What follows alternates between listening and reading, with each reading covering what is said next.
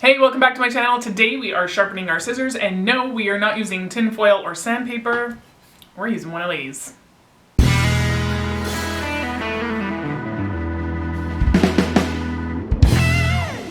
Okay, so I'm sure we've all seen the Pinterest hacks, the sewing hacks, the scissor hacks that tell you to cut some tin foil or cut some sandpaper to sharpen your scissors, and I'm not saying that doesn't do anything. Tinfoil and sandpaper will clean your scissors. They may hone your scissors right on the cutting edge, but they don't actually sharpen the edge. Maybe you have to have a looser definition of what sharpening means. To me, on your scissors, you have one straight edge and then you have a beveled edge. So if they're not sharp, the top of your bevel is not at a point. So you can hone that and you can take any burrs off of it, but that bevel is still going to be dull. You need your bevel to be like that. So for us to get started, let's talk about scissors for a second. You can absolutely undo this nut so that you can sharpen them in two different pieces. I prefer not to, for a couple of reasons. I'm not one of those people that has it together enough to be like, oh, it's the third Wednesday of the month. Time to do maintenance on my sharps. No, I am the person who's in the middle of a project and my scissors are making me angry and they need to be sharp now. So I don't take my scissors apart for two reasons. One, I'm trying to be fast, and two, there's actually a lot of pressure on this nut. And I have had these scissors apart before for previous sharpenings, and what I found was afterwards when I was using them, the nut would come undone. It's fine now. I went out to the Cave of Wonders and found some Loctite and put a drop of Loctite in. Well, actually I didn't do that, my husband did that. So they're fine now. But like I said, there's a ton of pressure on that, not just because of the motion of cutting, but if you look at your scissors, when they're closed, you should see daylight through the entire, like in between the two blades, except for at the very tip. And the reason for that is your blades are actually a little bit concave. And that is so that as they slide together, they actually have to push each other apart in order to come together. And that means that where your scissors are crossing, there's going to be pressure from both sides pushing them together. And without that, your fabric or whatever you're cutting just kind of flops and goes in between the blades. So because of those pushing apart, it's constantly, as you're cutting, it's trying to push against that nut to get some space. So I just prefer to not deal with that. You do you. If you want to take them apart, you go right ahead, but maybe have some Loctite standing by. The next thing we need to talk about is grit. When I say grit, I'm talking about the texture of the stone that we're using. When you look at stones, you're going to see all sorts of numbers. Typically anything below 1,000 is going to be for really repairing the edge of a blade. So if you have any really big nicks or cuts or dings or anything out of your blades, then you're gonna have to start with something that is lower than 1,000 grit.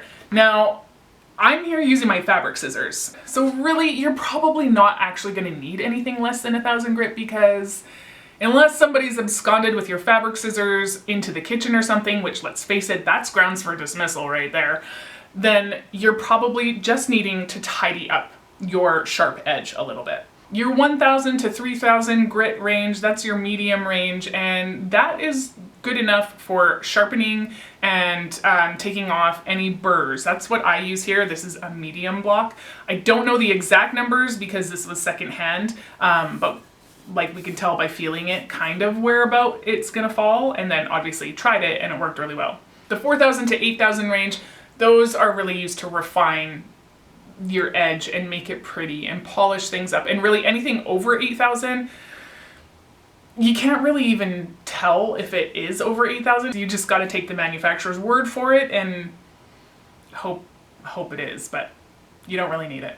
All right, so when you're looking at stones, you're gonna see kind of two main factors. You're gonna see oil stones and water stones. And we'll get to what I mean by using them with oil and water. I'll just show you that later rather than talking about it a whole bunch. Now, an oil stone is gonna be more durable, but a water stone, the fact that it's not more durable is actually kind of a good thing, because as you are sharpening with it, it kind of like, you're almost like renewing the surface all the time. So you're constantly getting a fresh surface with fresh grit.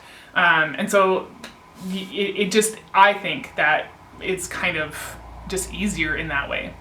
Plus, for me, other than my lubricating oil for my sewing machines, I really try not to have oily things around my sewing gear because obviously, mess. Who wants it? I don't. So I use a water stone. So if you're getting your stone from a thrift store or garage sale, or you found it in your grandma's cupboard, the way to check if it's an oil stone or a water stone is to just sprinkle some water on it. If it doesn't absorb at all, then you probably got yourself an oil stone, and from there on after, you have to use oil with it. If you're getting them from new, technically any stone could be a water stone if you just don't use oil with it. All right, like I said, I don't know exactly what the grit is of this because it was a secondhand stone, mostly by feel. Like if you're somebody who uses sandpaper for anything, you're gonna be able to fairly easily tell if it's coarse or fine or kind of somewhere in between. If you are new to sharpening, I would err on the side of finer or less coarse. The thing about the coarse stones is they take off much more material at once. So I'd rather, because I don't do a lot of sharpening, I'd rather have to bring my scissors across this 40 times and take just a little bit of steel off than 5 times and potentially do it wrong and then have to repair it. All right, let's talk about the anatomy of our blade a little bit. So on the sides of the blades that actually touch each other, the insides, it's a flat edge. You've got a flat edge and a bevel. A lot of kitchen knives that you might use probably have a bevel on both sides. Some do, some don't. But this only has a bevel on one side. So you don't want to mess with that side of the blade because then you're messing with that whole process of where the blades are getting pushed together and how the scissors are working. So yeah, unless there's something really big and wrong with it, in which case you might want to just take them to a professional. I just never do the insides of my blade. Now, on the bevel, these scissors have kind of a double bevel. So there's this thick line that you can see here, and then there's a little wee bevel right on the edge. So that little wee bevel, that is your cutting edge. That's what we're going to be sharpening. And it can seem a little daunting or intimidating because it's so tiny. But I promise you, we have a trick, and that is a permanent marker. All right, the first thing I'm gonna do is I'm gonna put down a big towel that I've got folded into several layers. I'm a klutz, so I'm using a big towel, but you use whatever towel you want. Then I'm going to soak my stone in water. Now you can kind of see little bitty bubbles coming up. When the bubbles stop, I pretty much feel like that's when it's soaked. While that's soaking, I'm going to take my permanent marker and I'm going to color in the small bevel, so the cutting edge of my scissors on both sides.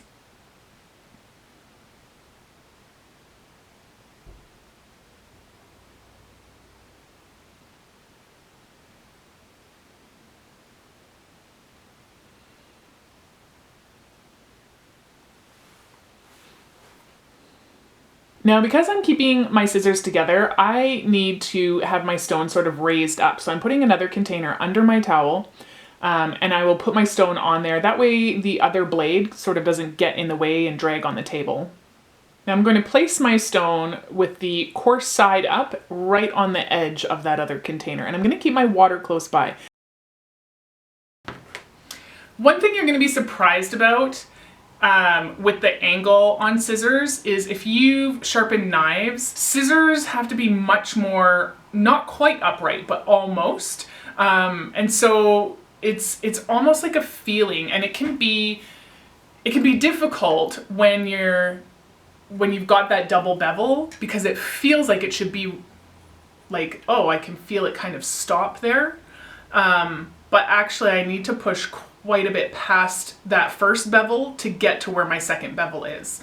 And so that's where that Sharpie is going to help you, because it's going to tell you if your full bevel is making contact with the stone or not, and then you can adjust accordingly. I'm not a fan of drawing my scissors back and forth. I feel like it's too easy to take off too much in one spot and get a step in your blade. So I prefer to do nice, long, even strokes, and I sort of go at an angle. The other thing to consider is you need even pressure. So don't try and do this one-handed. Always have pressure throughout the blade. Make sure you have pressure on the tip of the blade as well. So I've found what I think is my bevel. I'm doing nice long strokes in an angle so that I get the whole blade every time I push it over the stone.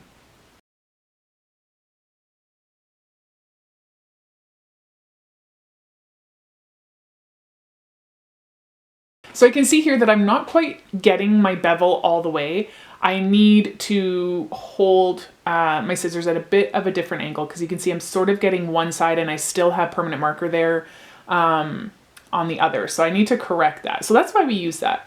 And you can see I just put more water on my stone. That's to keep things from getting clogged up. As you're moving your scissors over the stone, you're not only removing steel from your scissors, but you're also removing a little bit of the stone. And you just don't want that to get all gummed up. You need to be able to get that grit right on your blade. And basically this is all there is to it. You just keep going at it until you get all of the Sharpie off. After a while, you'll start to kind of get the feel for it and you'll know what the right angle is. Once I'm done one side, I'm going to flip it around and do the other side. Now, once I've done my rougher side of my stone, I feel like I've got kind of into my body the motion that I need to make. And so I feel confident just flipping the stone over and moving on to my lower grit. But if you're new to it, you might want to go back and color that with Sharpie again. If that's what you want to do, you go ahead. You can color that as many times as you want.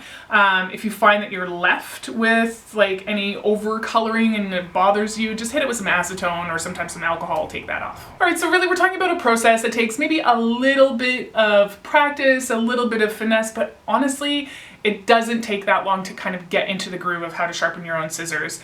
And if you're somebody who is constantly working with things like wool that dull your scissors a lot, or you're using, you know, fabric that's got sequins stuck to it, actually don't actually use your fabric scissors for fabric with sequins on it. Go get the kitchen scissors. But hopefully this has demystified the process of sharpening your own scissors. Get yourself a stone, keep it in one of your sewing drawers, and it will come in handy. And honestly, a stone like this will give you years and years and years and years of service, and you won't need another one. That's all I have for you today. I will see you next week with another sewing video.